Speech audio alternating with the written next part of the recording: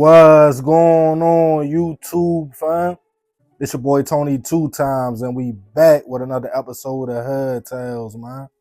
Before I start, be sure to tap that like button. It's free. It helps get the video out there. Definitely watch this video to the end to hear the full story and all the details in the case. For my day one fam, y'all already know it's all love. Thanks for tuning back into another episode. If you're new to the channel and you're feeling the content, feel free to subscribe. Definitely hit that notification bell so you can be notified every time we drop a new video. Oh yeah, feel free to share the channel with your peoples. Everybody is welcome. With that being said, let's get right into the story. Being a teenager can be a fun and exciting time in life. At that age, you have so much life to live and your whole future ahead of you. In those high school years, it's usually all about your friends, the people you choose to rotate with on a regular basis. And for a lot of kids, it's also a fashion show as well. We all have been there. If you are my age, late 30s, then you know in our era, it was all about the fresh Jordans on your feet, a fresh polo, or the NBA jeans with a jersey. With that on, no matter what, you were considered the in crowd or a cool kid, because at that age, fashion can solidify your status. You always hear people say things like, bro, stay fresh. But for parents, depending how you were raised, that's a hard thing to keep up with. After making sure you provide a roof over your child's head, food for them to eat, clothes usually comes down to what you can afford. And everybody is not always fortunate enough to get the name brands. But that still doesn't stop a kid from wanting them. While Jordans and all that were expensive and top of the line back in the day, costing a few $100s, this new generation has developed even more expensive tastes. $1,000 shoes, $700 jeans, designers, some of them can't even pronounce the name of. And with their favorite rapper or influencer wearing it, some will do whatever it takes to keep up with their image. And on this episode of Hood Tales, we'll be taking it to Chicago, Illinois to discuss the case of a teen who got backdoored by a friend after a prom party. Earlier this year, 17-year-old DeAngelo Miles was a young man navigating life in the Windy City. Coming from a big family with 4 other siblings, he learned early on to be responsible. Described as a fun-loving young man with a big personality, he would always make people laugh and always drew positive attention in every room he walked in. DeAngelo attended school at Hansberry College Prep, where he was an exceptional student, also the captain of the football team. He was a shining light amongst his peers, making sure he kept positive energy flowing with his classmates, making them laugh by doing TikTok videos and interviews like they were on a talk show. The young man seemed destined for greatness and had even graduated early. Now with his diploma, DeAngelo had already made plans to join the Navy and was about to sign up. That summer, there was a lot of proms going on in the city, and one of DeAngelo's friends invited him to one of them. On May 31st, DeAngelo was excited. It was the day of the prom. He had borrowed some expensive designer shoes from a friend, a pair of Rick Owens that usually sells for over $1,000. The young man headed to the prom, then called his mother after and told her he was heading to an after prom party and would be home a little later. Now going into the next morning, DeAngelo got a call from a friend, like, bro, after the party, meet me and we can go slide through the city. I got the wheels or a car. He stated, okay, bet. After the party was over, DeAngelo called his homie and was planning on meeting him in the West Pullman area of the city on 119th Street and South Wallace.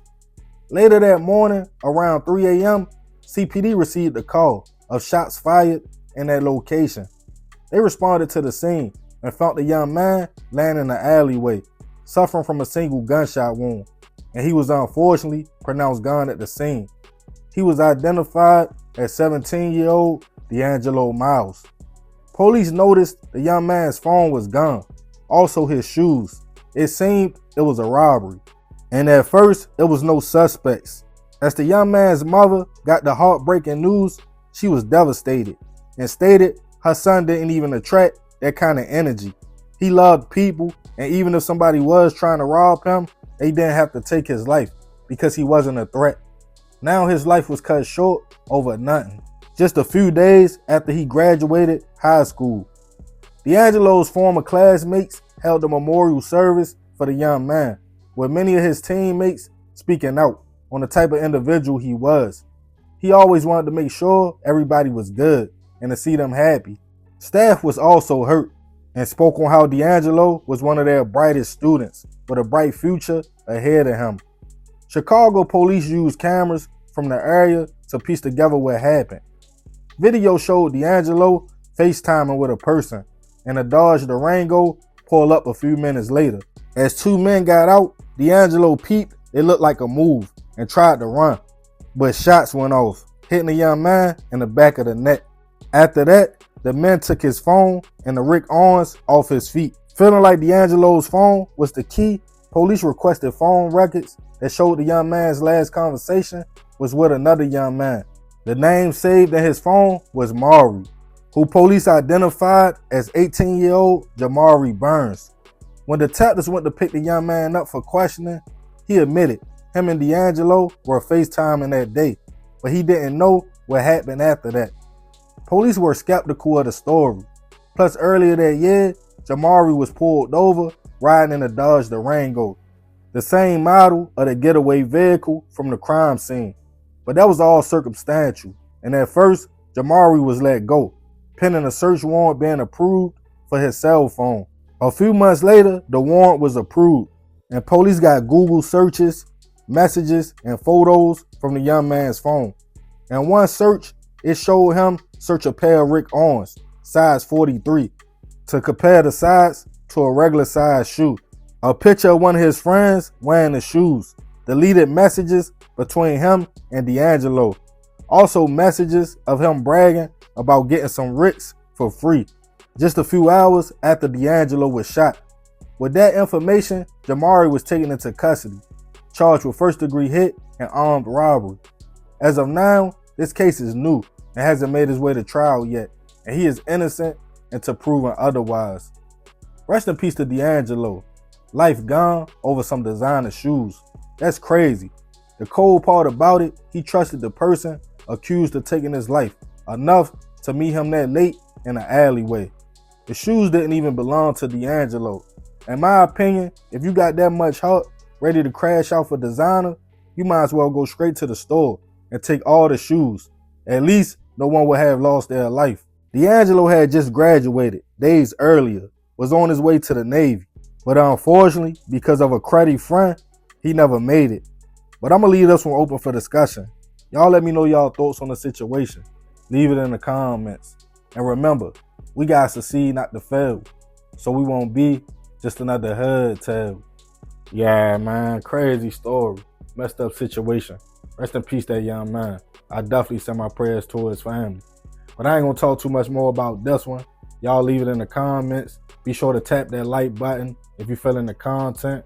I definitely appreciate you if you made it to the end. This is another episode of Hood Tales. It's your boy Tony 2 times. Love, fam. I'm out.